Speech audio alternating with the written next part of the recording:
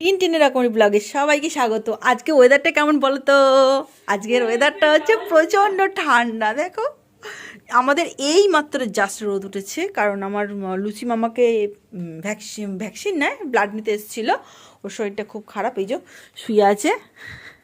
তো তখন এসছি কুয়াশার মধ্যে, দেখতে পাচ্ছি না, তখন 9টা বাজে, তখন 9টা 9:30 বাজে।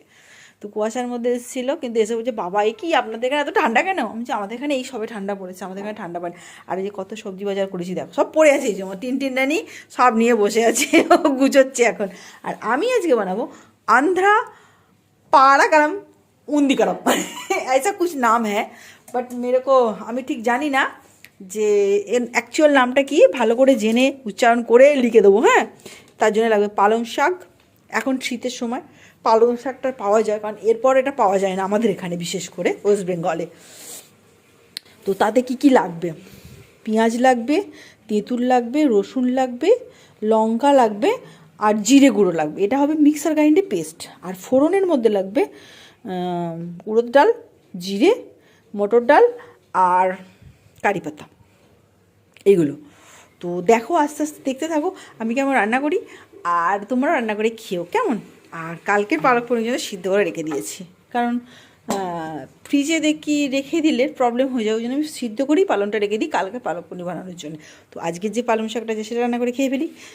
অন্ধ্রপ্রদেশের একটা রান্না, খুব সুস্বাদু রান্না, কিন্তু ওদের ওখানে টক টক ব্যাপারটা আছে না, ওই জিনিসটা। কারণ আমরা অন্ধ্রপ্রদেশে গেছিলাম, ওরা সব জিনিসে টক খায়, মানে এমন অবস্থা, সবেতে, ভাতে তো পারলে টক ঢেলে দেয়, একটু পরোটাতেও পারলে টক ঢেলে দেয়।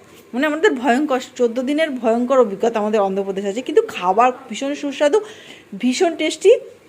যেটা আমি আমার মেয়ের ট্রিটমেন্টের জন্য অন্ধ্রপ্রদেশে গেছিলাম, সেই হিসেবে 14 দিন ওখানে ছিলাম। তো সেখানেই 14 দিনের অভিজ্ঞতায় 14 রকম। আমাদের বাঙালিয়ানা কিচ্ছু নেই ওখানে, আর বাঙালিয়ানা রান্না যেগুলো ওখানে পাওয়া যায় লোক মুখে দিতে পারবে না। আমি জানি না কোন দেশ থেকে রান্না করতে ওখানে গেছে, মানে বাঁধাকপি তরকারি আমাদের এখানে কুত্তাকে দিলেও খাবে না, এমন অবস্থা। কিন্তু যাদের বাধ্যতামূলক তারা খাচ্ছিল, কিন্তু আমরা সব রকম খাবার খেতে অভ্যস্ত বলে আমাদের অন্ধবস্থায় গিয়ে প্রবলেম হয়নি। প্রবলেম আমার মেয়ের হয়েছিল, এই মহারানী তখন খুব ছোটো ছিল, তো 4 বছরের মেয়ে ছিল, 4-5 বছরের। তো ওর খুব অসুবিধা হয়েছিল, তো ও সাদা ভাত খেত, আর কিছু না, সাদা ভাত মুঠো করে খেত আলু সিদ্ধ দিয়ে, আর আমরা A to Z খেতাম। তো সেই অন্ধ্রপ্রদেশের রান্না আজকে আমি পেয়েছি, আজ রান্না করে নিজে রান্না করে খাওয়াবো, আর আপনাদেরও খাওয়াবো। দিয়েছি কারণ তেঁতুলটা আমার দানা আছে বলে, দানাগুলো বার করে আমাকে এতে পেস্ট করতে দিতে হবে। এটা জল দিয়ে ভালো করে স্মুথলি পেস্ট করে দিতে হবে। পেস্টটা রেডি হয়ে গেছে, আর তেল গরম দিয়ে, সাদা তেল, সরষের তেলে কিন্তু এটা রান্না হবে না। এবার দেবো ফোড়নগুলো। এবার এই ফোড়নগুলো ভালো করে ভাজতে হবে। আচ্ছা, এতে কারি পাতা, যখন কারি পাতা দেবো না, একটু চাপা দিয়ে করবেন। আর একটা কথা, এতে কিন্তু আদা আর ধনে পড়বে না, ভুলেও দেবেন না। এবার এটাকে ভালো করে ভাজতে হবে, মানে এমন ভাজতে হবে যে এতে মশলাটা কমে যাবে আর পুরো তেলটা আলাদা হয়ে যাবে। তখন ওই পালং শাকটা দিয়ে ভালো করে কষতে হবে আবার 10-15 মিনিট।